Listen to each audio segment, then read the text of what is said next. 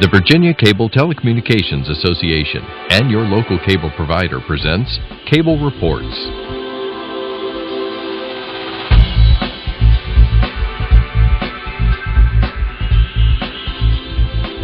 Join us now as Cable Reports brings you up to date on current issues facing the Commonwealth through discussions with your local legislators and other policymakers from across Virginia. Welcome from the General Assembly in the City of Richmond. I'm Woody Evans for Cable Reports and Comcast. And a very warm welcome to our guest today, Senator Ryan McDougle. Thank you for being here, sir. Thank you for having me, Woody. Look forward to talking with you today. Great. We've got a 45-day session that is now less than 45 days, as I understand it, because you began last Wednesday. Where are things now? We are working very hard. The 45-day session, or what we call the short session, was originally established to do amendments to the two-year budget. In addition to that, we look at legislation that's filed by our friends in the House and our colleagues in the Senate, and we try to give all of those bills adequate deliberation and review, and it takes a tremendous amount of time in a very short expanse. So we are working a lot of hours these days. I just ran down from committee and we plowed through about, I think, 50 bills this morning. Well, tell us about those committee assignments, because I know they're very important to you and your constituents. Well, I am the chairman of the Republican caucus. I'm on the Senate Finance Committee and the subcommittee chairman for public safety. I'm the vice chairman of the Courts of Justice Committee, and I also serve on transportation and rehabilitation and social services. So my days are filled. So what's a day in the life for Senator Ryan McDougle? If I'm lucky, we start at 8. If I'm unlucky, we start about 7 with our formal committee meetings. We have informal meetings before that, and we'll run straight through until, if it's a good day, I get to leave by 10. If it's a bad day, it's a little bit later. It's always interesting to me because we get a lot of offers of people saying, hey, I'll come down and talk to you about an issue over lunch. We don't break for lunch. We actually sit at our desk during the noon hour. That's when we go into our floor session, and those floor sessions could be short at the beginning of the session before the bills have actually moved out of committee, which that'll start to ramp up the floor sessions, I guess, actually tomorrow. And as we move toward the budget, floor session could go until 7 or 8 o'clock at night, and certainly we've been here a lot longer than that on many nights. So we eat at our desk. And of course you have constituents that come in to visit with you about issues of concern to them. That is probably one of the most challenging items during a session. Constituents call, send emails, write letters, and they also come to visit us. On the Senate side, there are only 40 members. And so in the Senate, we made the decision when the Republicans took over last year to go through the process and vote on every single bill, yes or no, as it moves through the process, in a full committee. We don't use subcommittees as much as our friends in the House delegates do, except in the finance subcommittee process. So it takes a lot of time. You have to be present during the committees, you have to review the bills, and that does not leave as much time as I would like to be able to talk to my constituents. And of course you have a little bit of a different circumstance in the Senate, in that there is a 20-20 split between the respective parties, with the Lieutenant Governor having the ability to cast the tie-breaking vote. We do, and the Lieutenant Governor has the authority to vote on issues that come up a tie, and last year he exercised that on a number of occasions. We've not had any ties as of yet, but I'm sure that there will be some issues that there will be a split, whether it's ideologically or regionally. I'm sure that there'll be some items where there's a split. Well, the governor gave his remarks last week, his State of the Commonwealth address, and to say the least, there were some surprises in there. Transportation, for example, where he is suggesting that the General Assembly should do away with the gas tax. What was the reaction amongst your colleagues in the Senate and from your constituents about the governor's transportation proposal? Whenever you look at a proposal that's as substantive and impactful as the transportation proposal, I think there are a lot of initial comments, but there is a process that legislation goes through. And so we're in the process now of digesting the different positions that the governor laid forward, trying to see how they impact in other areas of the state. And then as we go through that process, we'll make some really intense deliberations of if his package is a good package, if there's some changes that could make it a better package, or if it's not feasible to move the bill forward at all in a short session. So that's the process that we're looking for now. One of the things I will tell you has been interesting to me is we have heard some feedback from the district on the gas tax versus the sales tax, and in essence the governor is trying to eliminate the gas tax because with the fuel efficiency of vehicles, it is not being able to fund transportation as it did 25 years ago, and move that over to sales tax so people that have resources, have jobs, or spending money are able to pay it. In rural areas, that's a real advantage to some of my rural constituents. Ones that have to drive longer distances to make it to their jobs will actually be financially impacted better, and there's a shift in the transportation financing burden to people that make more money and are spending more money. And certainly we have areas of Virginia that people spend a lot of money at the shopping districts in Northern Virginia. People from Maryland and D.C. come down and spend money there. And certainly in our tourism areas, particularly Williamsburg, Monticello, and Virginia Beach, Jamestown, Yorktown, there's a lot of expenditure by people from out of states, goods and services and hotels, and they would be paying part of that. So there's been an interest from the constituents of how that change in taxation would impact them, and many of the rural constituents feel it would be beneficial. And of course that would help to make up the difference that will occur from out-of-state residents no longer being subject to a gas tax. Right. I mean, if individuals pass through Virginia now, purchase gas, they're paying gas tax for that gallon of gas. If an individual doesn't purchase gas in Virginia, but yet drives through the state, then we collect no revenue from them.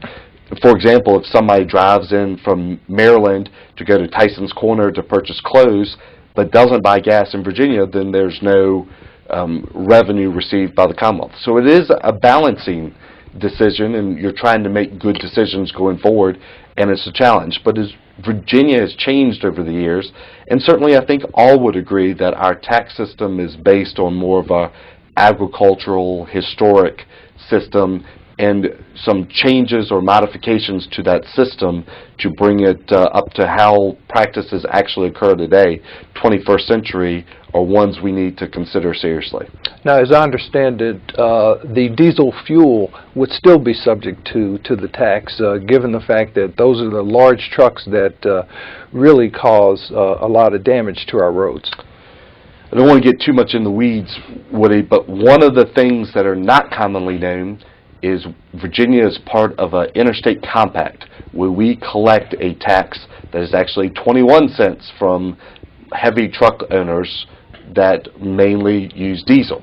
So the question is, are we actually leaving money on the table by not eliminating the diesel tax? Because right now, if they purchase diesel in Virginia, we give them a credit back for 17.5 of those cents.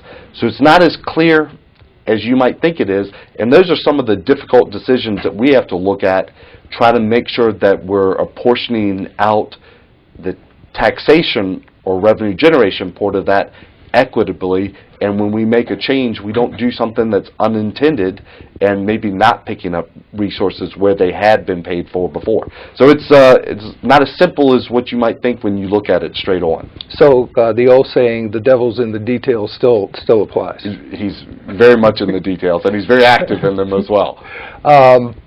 In that regard, there would be a $15 increase in registration fees, as I understand it, and a $100 annual fee for vehicles that use alternative fuels.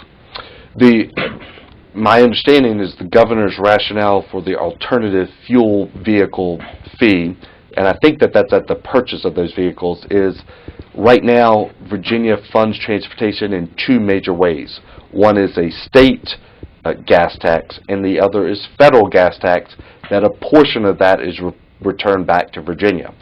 We're trying to address the state gas tax part of that with the governor's proposal.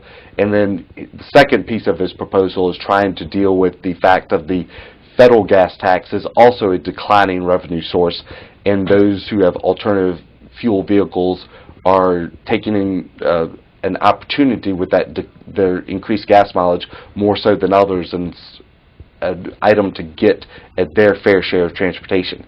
But again, when you look at the entire package, they're individual pieces. They have to fit together to come up with an entire funding system, and we're looking at each of those pieces individually and as part of the system. And we'll have to make some difficult decisions about whether all parts of the governor's packages are things that we can support or whether there need to be some changes made. And I take it one other element that is contingent upon federal government reaction, however, is a bill that has languished on Capitol Hill for several years now that would allow the taxation of retail sales over the Internet. In Virginia, we have no control over that. It is actually under state law the obligations of individual purchasers currently to return that income tax to the state. Reality, it doesn't happen very often. So this would be switching who the burden had it, but not changing the tax structure. What the governor is proposing, and I don't think that this part of the proposal is illogical, is to set down in Virginia law, if that is to occur, how do we spend those resources?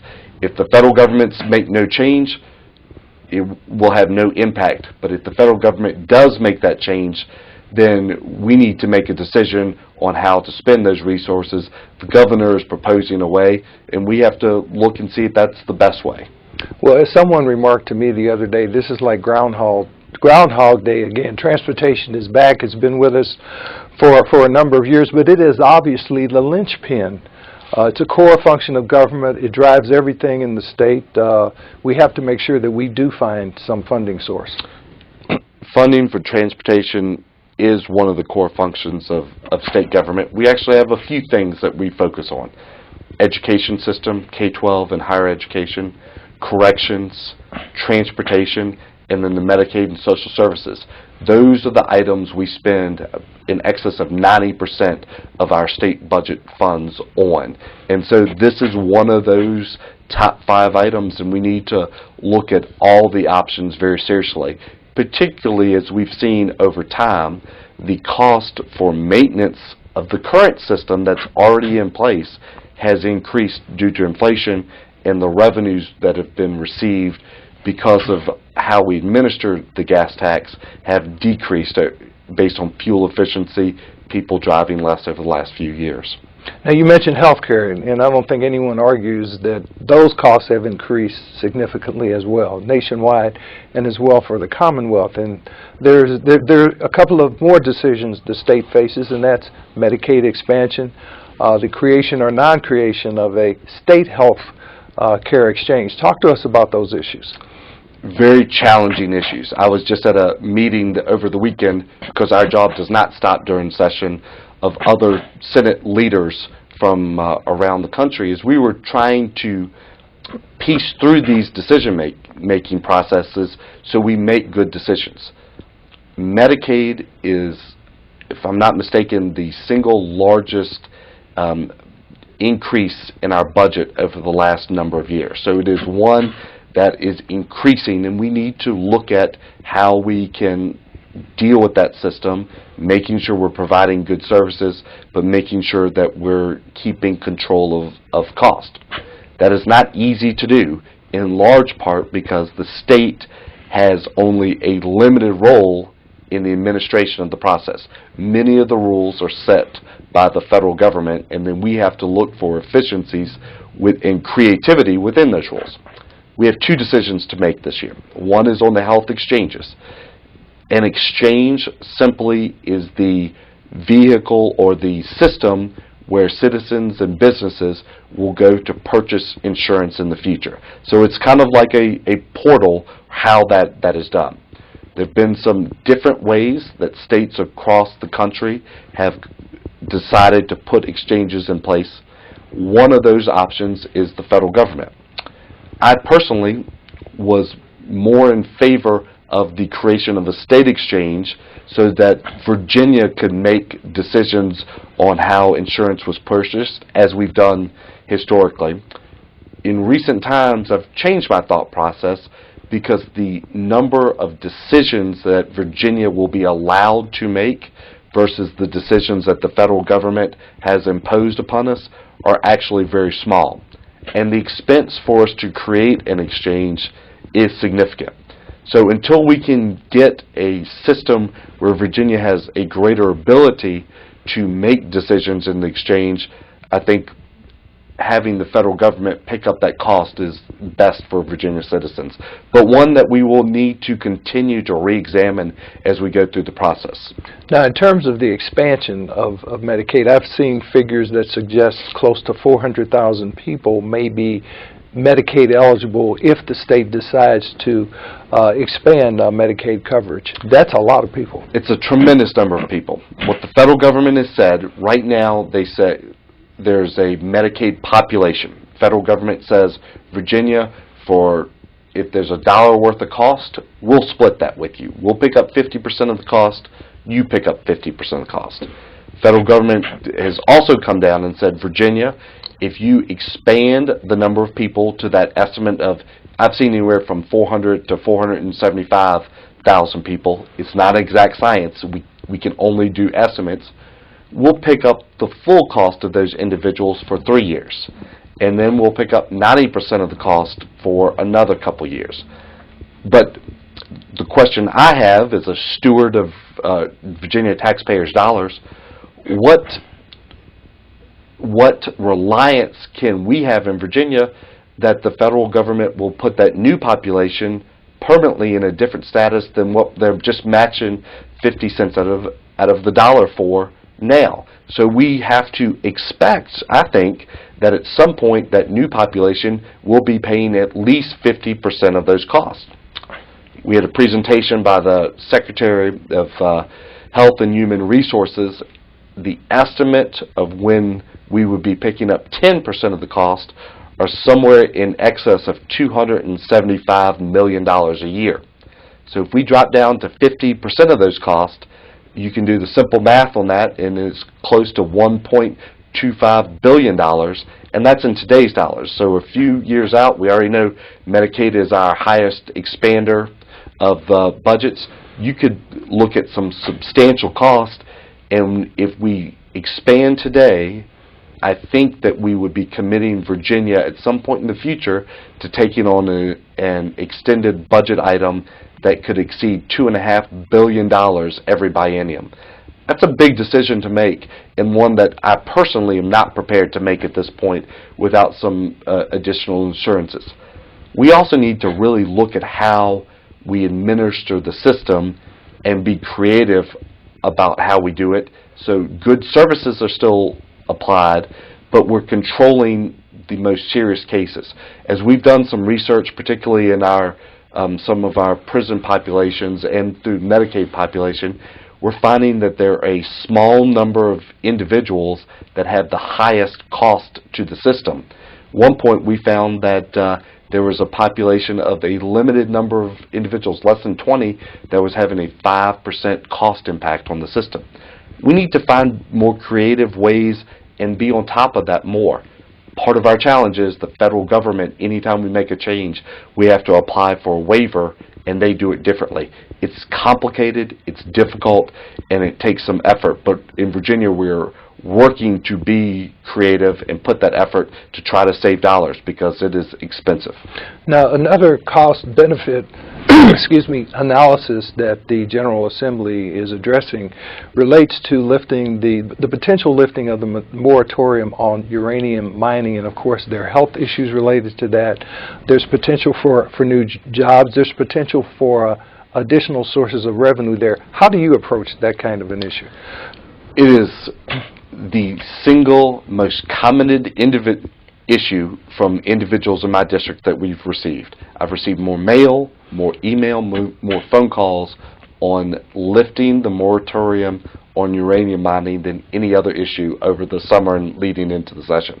They've been for and against, from individuals in the impacted area, for and against. There are a number of individuals that feel like it's economically beneficial for the region, which is really Southside Virginia, which has had some economic struggles, particularly with some of the furniture and clothing manufacturing leaving that area over the last 2 decades. And then there's some individuals who live in that area and other areas that think it could have a negative impact. So as we look through that, we have to make a decision. What is the best direction for us to go? Right now, we know that some other nations have actually looked at our mining practices in Virginia. Certainly, we are the largest mining area for coal in the country. We've done a good job putting our practices in place. They've taken some of those examples of how we've created our systems for mining uranium in other parts of the world. For example, Canada. For example, Canada. So we know that we have the ability in Virginia to put in place a good regulatory system. So that's one of the things that I look at. You have to look at individual property rights as well, the ability of people to make decisions about use of their own land. But we also have to look at the impact those decisions have on the greater public, and is that impact too high? It is a tough decision, and I'm reviewing all those documents and all that feedback we make, and I'm going to listen to the presentation by both sides. Each side of the argument has some legitimate concerns and positions that they make. We're going to have to make a decision ultimately, but I do think one of the things I feel comfortable about, if we decide to lift the ban at some point this session or another, Virginia has proven that we have the technicians and experts that can create a regulatory process that will protect the citizens. We've done it in other areas, and I feel confident about their expertise in this area. Of course, education is a subject that's close to your heart. How are our schools doing, especially K through 12 in our community colleges? Well, Woody, as you probably remember, my mother was a school teacher for well over a decade. She taught in Henrico and Hanover, and I think for a little while in the city of Richmond, long before I was around. And I have a 16-month-old little girl named Reagan that I just love to death, and I'm concerned to make sure she has some of the same opportunities that I have. In Hanover County, we are very blessed with a tremendous school system. Not all parts of the states are so blessed. So as we look at making decisions, we have to make sure that we're giving innovative, hardworking systems like Hanover the opportunity to continue those innovations and providing that high level of service, but also making sure that other parts of the state where the school systems are not accredited, have not been accredited for years and years, that we're not saddling those students with a failing education system. It is a difficult process for us to move through. We have to make sure that we're treating teachers as the professionals that they are, holding them to high standards, which means compensation that's commensurate with those high standards, but also it means that they have evaluations that's commensurate with those high standards as well as professionals. Difficult to do based on financial resources, things we have to do. But one of the things I am most concerned about right now are the school systems that are doing poorly, that have been doing poorly, and are really saddling generations with a system of failing schools. We need to fix that, because if we can fix the schools that are doing the worst, it brings all the systems up with their innovation and making sure that those students have the ability to succeed not only academically, but in the workforce and life. So there are a number of proposals that the governor has, some with the professionalism and then funding for teachers with a teacher raise, some with redoing how those worst performing school systems are administered, and their creative ideas looking at how other states have done them and taking their best practices and returning them to Virginia. So education is going to be a focus. Again, as a father who has a daughter who's going to be in school in just 2 short years, I'm very concerned to make sure that we're moving in the right direction, and we're going to have some pretty good discussions about creative ways for Virginia to continue to be a leader in education this session. What about streamlining the process for the creation of charter schools? The governor has set forth a few proposals that would accomplish that. My personal opinion is that we have a good system of public education in most areas, like Hanover. Not every part of the state is as blessed as we are in where I live. We need to make sure that whatever the system is, whether it be publicly created or privately created by citizens, that system is one that's providing education to the student. I do get frustrated at times when we talk about these academic institutions. Our focus should be on the kids. And if the kids have the opportunity of success, then we have done our job. Our state constitution says it is the responsibility of the General Assembly, not the governor, not the Supreme Court, not the local government, but the General Assembly, to provide education of a high quality to students. We need to make sure as a legislature that we're putting those items in place so every student can have access to a high level of academic quality. And if it's in the private sector, we need to look at that really hard. Now, I think you would agree that at the community college level and in our institutions of higher learning, the emphasis on science, technology, engineering, math, and now health is critical to the development of a workforce that will continue to keep and attract employers. Absolutely. And one of the things that I think we've done well in Virginia is work with our community college system. We've seen over the years that they have the ability to adjust to the workforce requirements that are placed by businesses in regions. They can adjust their programming and academic offerings faster and have done a really good job to make sure that students have the skills that businesses need. We also need to make sure we are having that focus on our traditional four-year institutions as well, so that they are having those basic science and academic skills in place. And in part, that obligation, as well as the sciences and research that they are working on, can be returned back into the community as beneficial in a public setting, so that there's new job creation with those expertise levels as well. But we've been working on that pretty hard. It's a never-ending cycle. We have some tremendous companies in Virginia that are partnering with our academic institutions as well, and I think our partnership going forward is really optimistic for the state, that we're giving our kids a tremendous advantage in their ability to find jobs. Got about a minute left, but I wanted you to comment on the governor's proposal to automatically restore civil rights to nonviolent felons. Apparently it went down to defeat in the subcommittee in the House this morning. I had not heard that. It is an issue that is certainly talked about and a concern by a number of individuals on both sides. Criminal justice system is really important that we look at, making sure that individuals are treated fairly and appropriately. On the prosecution side, we look at each case individually and their decisions made by judges and juries. Right now, the governor looks at those restoration of rights individually and deliberates on each one of those.